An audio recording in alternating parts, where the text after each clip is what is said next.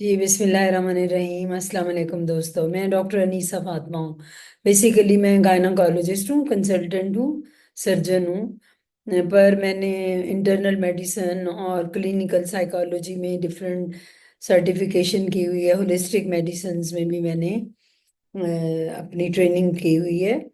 इस वक्त हमारा एक बहुत अहम टॉपिक है जिस पे मैं बात करना चाहती हूँ। वो है डायबिटीज़ या शुगर। आम फहम अल्फाज में हम कह देते हैं शुगर। ये इतना अहम है कि हर इंसान को, चाहे वो पढ़ा लिखा है या नहीं, इसके बारे में नॉलेज होना बहुत ज़रूरी है। अगर आपके इर्द गिर्द कोई डायबिटीज़ के मरीज़ हैं या आपके फैमिली में है, तो ये वीडियो आप ज़रूर देखें और आगे भी शेयर करें। इसमें बनी नो इंसानियत का ही भला होगा। और हमें एक्चुअली नॉलेज होगी तो हम केयर करेंगे, वरना हम केयर नहीं कर सकते। तो डायबिटीज या शुगर की बीमारी क्या है? अल्लाह ताला ने हमारी जो खून है, इसमें जो कुछ हम खाते हैं वो शुगर में कन्वर्ट हो जाता है। यानी इसको हम ग्लूकोज भी कहते हैं। तो ये ग्लूकोज जब हम खा रहे हैं, इतनी मिठाइयाँ फॉर एग्जांपल आज मैंने खा ली हैं, और इतना मीठा खा लिया है, बहुत कुछ खा लिया, पिज्ज़ा खाया है, तो उसके बाद क्या होगा? केक खा लिया तो डाइजेस्ट होगा, तो ब्लड शुगर, वो डाइजेस्ट होके हमारे ब्लड में शुगर की शक्ल में आएगा। उसको ब्लड ग्लूकोज कहते हैं। अब क्या अल्लाह ताला ने कुदरत बनाई है कि हमारा लबलबा, ये सबको पता है लबलबा क्या है। वो एक हार्मोन बनाता है जिसको कहते हैं इंसुलिन। ये भी हर एक को पता है। इंसुलिन इंसुलिन का काम ये है कि जो फालतू शुगर है ब्लड में, शुगर का एक मुकर्रर लेवल अल्लाह ताला ने रखा है, इससे ज्यादा हो जाएगी तो आपको बीमारी हो जाएगी, डायबिटीज की या ग्लूकोज की यानी शुगर की बीमारी। अगर लो हो जाएगा वो भी खतरनाक है, तो एक मेंटेन रहता है नॉर्मल लेवल। तो अब इंसुलिन क्या करती है? जितनी शुगर हो गई है ब्लड में, वो सारी शुगर को शुगर के मालिक की उल्टे पकड़ के तो जाके हमारे सेल्स में जमा कर देती है, हमारे मसल्स में जमा कर देती है, या बेस हमारा मेन जो है जगह वो लीवर में उसको जमा कर देती है in the form of glycogen. अब अगर हमारी इंसुलिन हम इतना खाते रहें तो हमारा शुगर इतना ज्यादा हो कि पेंक्रियाज कहेगा कि अब मैं मजीद इंसुलिन नहीं बना सकता, या तो वो इंसुलिन बनाना कम कर देगा, वो यानी पूरी नहीं पड़ रही होगी हर चीज के, यानी कमरा या जो एक स्टोर है वो शुगर से भर जाएगा। ब्लड इतना भर जाएगा कि वो पेंक्रियाज जो लबलबा इंसुलिन भेज रहा है वो पूरी नहीं पड़ रही।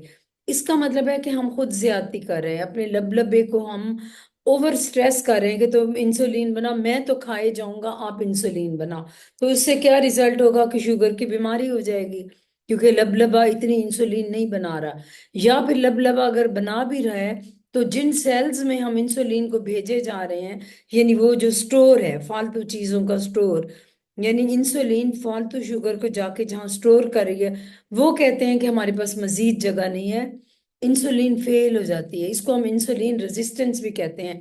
कि उसका काम जो है कि इस शुगर को लेके सेल में जमा करना है, लीवर में जमा करना है, जिगर में, वो नहीं लेते। वो कहते हैं हमें मजीद शुगर, हमारे पास जगह ही नहीं है, हम नहीं स्टोर कर सकते। तो फिर ब्लड में क्या होगा? शुगर का लेवल हाई हो जाएगा, और ये बीमारी, ब्लड ग्लूकोज का लेवल का हाई होना एक हद से, इसको हम कहते हैं शुगर की बीमारी, या हम कहते हैं इसको ज़ियाबितीज हो गई है या डायबिटीज हो गई है। तो देखना यह है कि ये किन लोगों में होती है, इसकी कॉजेज क्या हैं, वजूहात क्या हैं। ये उन लोगों में होती है डेफिनेटली जिनको मैंने अभी बताया कि वो ओवर ईटिंग कर रहे हैं, खा रहे हैं। एक्चुअली डायबिटीज दो किस्म की है। एक है जो कि रिलेटेड है हमारी 40 साल के या 35 साल के बाद के लोगों में होती है। दूसरी है जो 14 साल की उम्र से पहले पहले हो जाए, बच्चे को टीन एज में हो जाए, या इवन न्यू बॉर्न को भी बीमारी हो जाए। वो बीमारी जो है ना, वो ओवर ईटिंग से नहीं होती। बच्चों में जो होती है शुगर, वो एक्चुअली क्या है कि वो उनमें कोई और डिजीज होती है जो मैं बाद में आपको बताऊंगी। तो इस वक्त हम जो बात कर रहे हैं उस शुगर की कर रहे हैं, उन मरीजों की कर रहे हैं जो 40 साल के बाद जिनको, या 35 साल के बाद जिनकी बीमारी जाहिर होना शुरू हो जाती है। ये वो लोग हैं जो बचपन से ही ओवर ईटिंग करते हैं, मिठाइयाँ खाते हैं, पिज्ज़ा खाते हैं, जो कि नान और चर्बी वाली चीजें, और सुबह चने नहारी, ये सब चीजें once in a blue moon तो खा लो, मगर जो रोज ही आती है नान खाने का, वो तो फिर फाइनली 10-15 साल के बाद, सॉरी, उसको ये शुगर की बीमारी हो जाएगी। क्योंकि वो जब मिठाइयाँ भी खा रहा है, जो चीनी इतनी डाल डाल के पी रहा है, चाय में हर दफा 4-4 चम्मच, 2-2 चम्मच भर भर के डाल रहा है, तो उसका जो पेंक्रियाज या लबलबा है वो इतनी इंसुलिन बनानी फिर नहीं कर सकता ना। तो अब वो बंदा खाए जा रहा है, खाए जा रहा है, तो फाइनली क्या होगा कि शुगर का लेवल हाई हो जाएगा, और वो जो सिस्टम अल्लाह ने बनाया है वो फेल हो जाएगा। तो वजूहात मैं बता रही हूँ आपको उन उस शुगर की जो 40 साल या 35 साल या 30 साल के बाद होनी शुरू हो जाती है। तो उसमें मेन कॉज है हम ओवर ईटिंग करते हैं। अगर हमारा वजन बहुत ज्यादा है, वजन ज्यादा होने का भी मतलब यही है कि आपकी ग्लाइकोजन, जो एक्स्ट्रा फालतू ग्लूकोज ब्लड से निकल निकल के जमा होती जा रही है, तो आप जाहिर है आप मोटे होते हैं। और जो ग्लाइकोजन के बाद फालतू ग्लूकोज है, जो ग्लाइकोजन के बाद जगह खत्म हो गई, तो वो फैट बननी शुरू हो जाती है। आप सोचें कि ग्लूकोज या शुगर खाने वाले या कार्बोहाइड्रेट या स्टार्च खाने वाले, उनकी ग्लूकोज जो है वो जाके फिर ग्लाइकोजन में बनती है।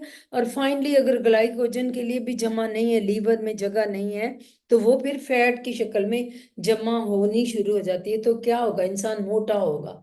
तो मोटा बंदा, इसका मतलब है मोटा बंदा ज्यादा रिस्क पे है कि उसको शुगर अन करीब होने वाली है या हो चुकी है।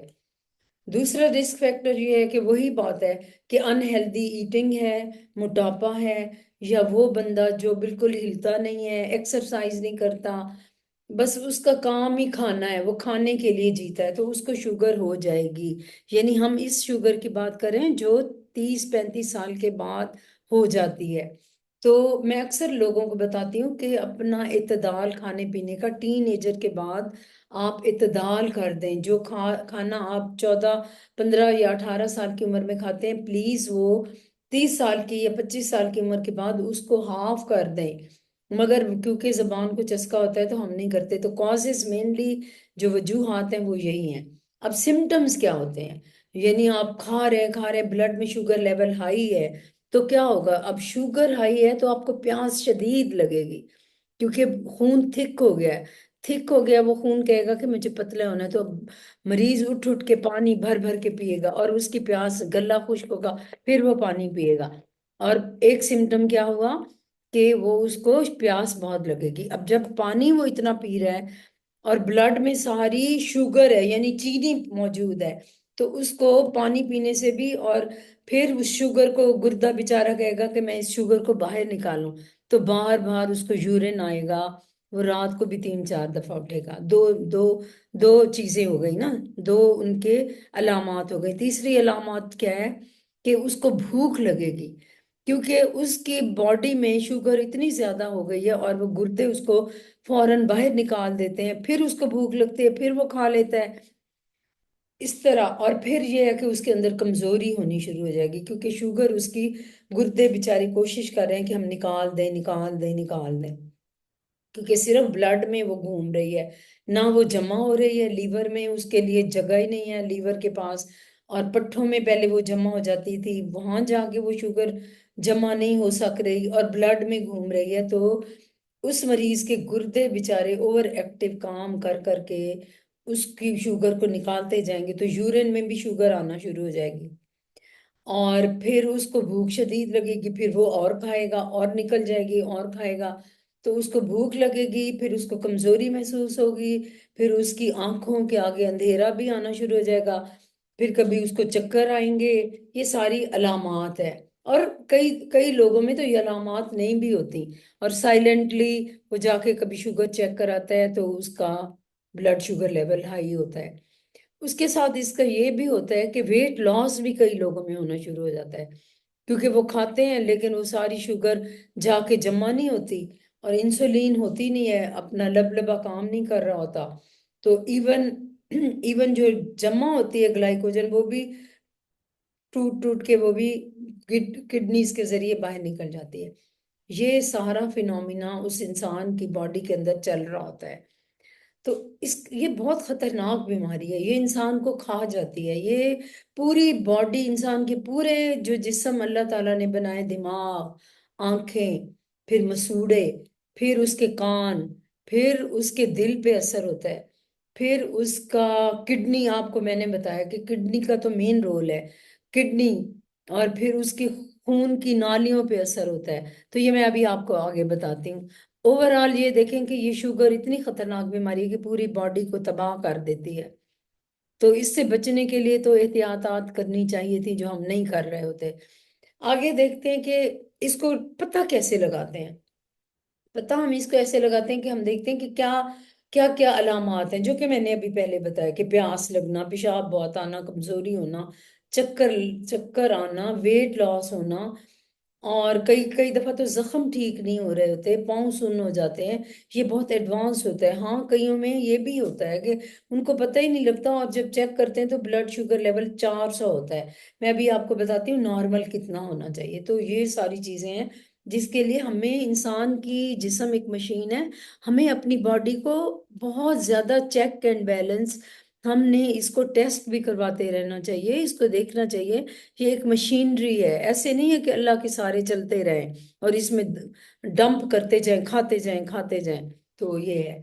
तो अब हमने देखना है कि इसको डायग्नोज कैसे करते हैं। एक तो इसके अलामात से करते हैं, दूसरा ये कि जब ऐसी अलामात हो, पेशाब आ रहा हो, तो आप जाके डॉक्टर के पास ब्लड चेक करवाते हैं। तो सुबह सुबह खाली पेट चेक करवाएं। तो अगर 126 मिलीग्राम पर डेसीलीटर से नीचे नीचे हो, तो आपको वो कहेंगे शुगर नहीं है। ठीक है। और अगर 126 से ऊपर है तो फिर आपको शुगर की बीमारी या डायबिटीज हो चुकी है। और अगर रैंडम रैंडम होता है कि किसी वक्त भी खाने पीने के बाद, एक तो होता है ना खाली पेट करना, वो तो होता है कि 12 घंटे रात सोते रहे हैं, 8-10 घंटे कुछ खाया पिया नहीं है, खाली पेट सुबह सुबह चेक करना, इसको कहते हैं फास्टिंग। ये बहुत अहम है। खाली पेट सुबह सुबह जाके कुछ खाए पिए बगैर 10-12 घंटे के बाद आप चेक करवाएं, तो वो बड़ा पता चल जाएगा कि शुगर है या नहीं है। तो दूसरी है रैंडम। रैंडम कहते हैं कि खाने के 2 घंटे बाद या 3 या 4 घंटे के अंदर अंदर जब चेक करवाएं, तो वो आपकी अगर ब्लड शुगर लेवल आपका 140 से ऊपर आ रहा है, तो फिर तो आपको शुगर की बीमारी हो चुकी है। अब हमने इसके लिए क्या एहतियाती तदाबीर है। हाँ, अब ये देखते हैं कि इसका खतरनाक काम क्या है। सबसे ज्यादा शुगर, जब आपके खून में शुगर दौड़ रही हो, ब्लड ब्लड नॉर्मल ब्लड में शुगर तो नॉर्मल रेंज में रहती है ना, 120 से नीचे नीचे रहनी चाहिए, या 120 मिलीग्राम रहनी चाहिए। जब वो बहुत ज्यादा है तो क्या होगा, आपके खून में शुगर भाग रही है, तो खून थिक हो गया है। और जब शुगर है वो जाके खून की नालियों को डैमेज करती है। हमारी खून की नालियां दो तरह की हैं, एक बारीक और एक नालियां हैं। आपको होना चाहिए पता, ब्रेन में बारीक बारीक नालियां, गुर्दों में भी खून की नालियां बहुत बारीक बारीक भी होती हैं। एक होती हैं बड़ी बड़ी ब्लड वेसल, बड़ी बड़ी ब्लड वेसल हैं जो कि आपके बाजुओं में, टांगों में चल रही हैं, पेट में। लेकिन अपने अंदरूनी जो अज्जा है ना, हमारे ऑर्गन्स हैं, जैसे किडनी है, लीवर है, दिल है, आंखें हैं, इनकी जो ब्लड खून की नालियां बहुत बारीक बारीक होती हैं। शुगर जाके हर किस्म की नालियों को डैमेज करता है। अब आप सोचिए कि खून की एक नाली है, इसमें शुगर भरी हुई है, और ये खून की जो लाइनिंग है ना, इसकी तह है, ऐसे पाइप है, इस पाइप की जो सारी इसको डैमेज करेगी, और ये डैमेज होने के बाद ये बेचारी यूं कोलैप्स हो जाएंगी, इनके मुंह भी बंद हो जाएंगे। जब मुंह बंद होंगे तो क्या होगा, कि गुर्दों को पूरा ब्लड नहीं मिलेगा, नहीं मिलेगा ना जब डैमेज हो गया है। ब्रेन को ब्लड नहीं मिलेगा, दिल को ब्लड नहीं मिलेगा। तो बीमारियां क्या होती हैं, गुर्दे फेल होना शुरू हो जाते हैं, हार्ट अटैक हो सकता है, हार्ट फेलियर हो सकता है। ब्रेन में जाके खून की नाली जब तंग हो जाए, तो खून जब प्रेशर से जाएगा, तो कभी खून की नाली फट जाए तो आपको इसको स्ट्रोक कहते हैं, या कहते हैं ना ब्रेन हेमरेज हो गया, ये वो चीज भी हो सकती है, उससे फॉलेज भी हो सकता है।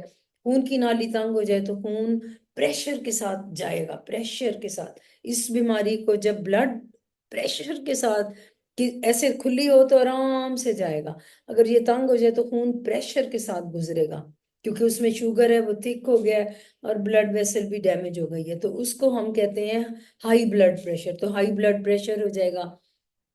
फिर हमारी जो असाब है, जो रीढ़ की हड्डी से, ये जैसे मैंने चुटकी काटी तो मुझे असाब ने बताया कि मुझे दर्द हो रही है, ये नर्व्स होती हैं, इनको असाब भी कह देते हैं। तो नर्व्स जो है, इनकी खुराक भी यही ब्लड है। इनके अंदर भी छोटी छोटी ब्लड वेसल्स होती हैं, खून की नालियां होती हैं जो इनको खुराक पहुंचाती हैं। वो भी नालियां डैमेज हो जाएं तो नर्व्स डैमेज हो जाती हैं, यानी असाब, और हाथ सुन्न हो जाते हैं, महसूस ही नहीं होता, दर्द नहीं महसूस होगा। पाँव के जो असाब हैं उनमें सुन्न हो जाएंगे, दर्द नहीं महसूस होगा। अगर जख्म भी होगा तो वो पता ही नहीं लगेगा, उनको दर्द नहीं होगा। कांटा चुभ गया या कोई कील चुभ गया, उनको महसूस ही नहीं होगा कि मुझे कुछ चुभा है। तो वो जख्म खराब होगा। क्यों खराब होगा? क्योंकि शुगर लेवल हाई है। जो जरासीम जाएंगे उस जख्म में, वो उनको शुगर मिलेगी, वो ग्रो करेंगे, मल्टीप्लाई करेंगे, तो वूंड इन्फेक्शन भी होगा। आपकी उस पाँव सुन्न होंगे, पाँव में रिपीटेडली इन्फेक्शन होंगे। आंखें, आंख का जो पर्दा है उसकी छोटी छोटी ब्लड वेसल्स है वो डैमेज हो जाएंगी। तो इसको कहते हैं हम डायबिटिक रेटिनोपैथी, कि डायबिटीज की वजह से ब्लाइंड भी हो सकता है। डायबिटिक नेफ्रोपैथी, जिसकी वजह से आपकी किडनी डैमेज हो जाती हैं। और डायबिटिक न्यूरोपैथी, जिनकी वजह से हमारी नर्व्स डैमेज हो जाती हैं। तो ये सारी बीमारियां नजर आ गई हैं। तो अब आप सोचें, इतना आपको पता है कि पूरी बॉडी डैमेज हो रही है, तो फिर इसका क्या करना चाहिए? तो इसका हल क्या है? इसको हम डायग्नोज कैसे करते हैं? तो वही बताया कि आप जरूर, अगर आपकी फैमिली हिस्ट्री है, अगर आपको इस तरह की कोई अलामात हैं, या आप बहुत मोटे हैं, या आप ओवर ईटिंग कर रहे हैं, तो प्लीज ये अलार्मिंग है कि आपकी बॉडी डैमेज हो रही है। जिंदगी एक दफा मिलती है, बार बार नहीं मिलती। ये तो यही है कि खुद ही मौत के मुंह में जाने वाली बात है। तो आप जरूर डॉक्टर के पास जाएं, अपने करीबी डॉक्टर के पास मशवरा करें। वो आपके टेस्ट कर लेगा और वो आपको पूरा गाइड करेंगे, मेडिसिन वो लिख के देंगे। लेकिन ओवरऑल जो आपने एहतियात करनी है, एक्सरसाइज करें, और फैटी चीजें ना खाएं, मिठाइयाँ ना खाएं, चीनी एक आधी या चौथाई चमचा यूज करें, वॉक करें, रनिंग करें, पानी बहुत ज्यादा पिएं, अपना अपना ख्याल रखें और अपने इर्द गिर्द के लोगों का भी। बहुत शुक्रिया। उम्मीद है कि आपको ये मेरा वीलॉग पसंद आया होगा और आप शेयर करें दोस्तों के साथ। Thank you. Allah Hafiz.